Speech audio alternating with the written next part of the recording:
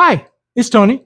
You're in Pop Pop's workshop, and today we're going to give just a quick little overview of how we have the dust collection set up here at our miter station, and hopefully help out an older gentleman that stopped into my place of employment not that long ago. So follow along as we get into the video.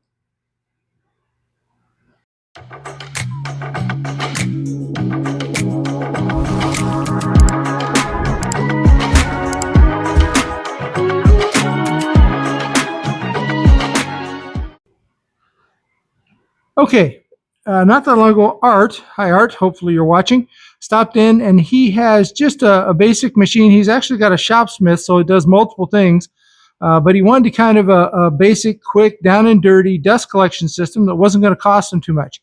He already, like most of us, has a shop vac, so I suggested that he just add a simple cyclone separator in front of that.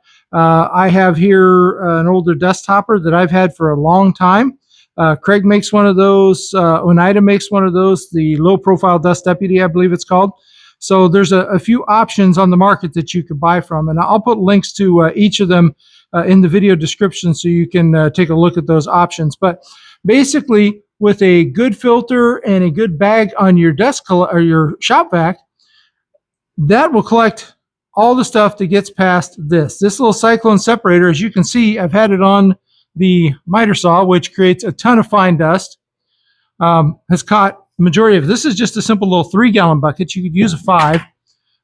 So that's what I've caught for the last 2 months in the miter saw. So that's caught all of that, and I didn't want to tear the bag out, but you can see there's that bag. I can't even feel anything in there. There's maybe some small amount at the bottom of the bag, so that's really taking care of that. So that's just a quick way to eliminate filling up bags, because nobody wants to either have to take that bag out and shake it out. That's a pain in the neck, or replace the bags. If you're trying to do things on a budget, replacing those bags a lot, even though they're not that expensive, can still add up if you're doing a lot of woodworking. So the cyclone separator is a great way to take care of that. So give me a minute and I will basically get this put back together and show you how it fits under here nice and neat.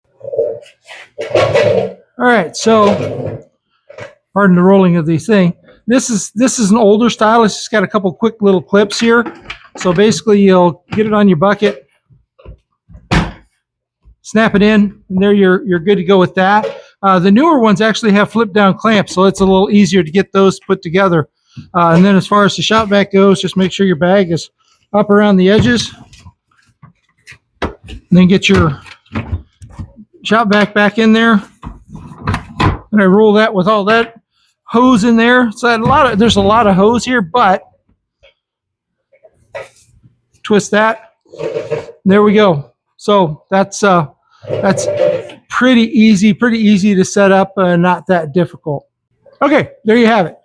A very inexpensive, easy way to get into dust collection. If you don't have dust collection in your shop, but you've got a shop vac, just add one of these cyclone separators. They're not that expensive. Again, I'll put links in so you can find a few different varieties, get some options for you. But grab one, get one put together. It's really going to help keep your shop cleaner, keep you safer. We'll talk about air filtration later on, always wearing a dust mask, all the good stuff that really goes along with protecting your lungs from what you're doing in the shop. But Art, I hope that made it kind of explanatory for you so that you'll be able to go out and put this little system together for yourself. Call me if you have any problems. You've got my number. Otherwise, thanks to everybody for watching. Hopefully this was helpful to you as well. And remember, you can do this.